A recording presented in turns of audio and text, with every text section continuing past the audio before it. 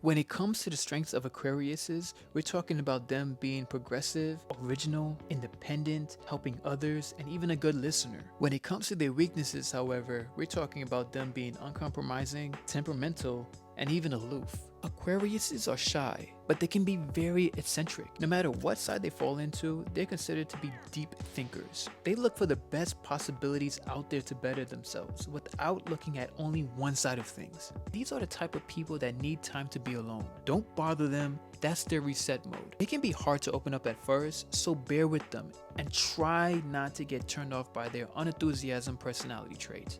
They insist of getting to the bottom of the matter, even if it's overly rational and unromantic. These are also the type of people that are very creative and have a strong curiosity aura. I mentioned before that they are the type of people that would dig deep in order to get to the bottom of things, but that's because they seek the truth. The truth is not that hard.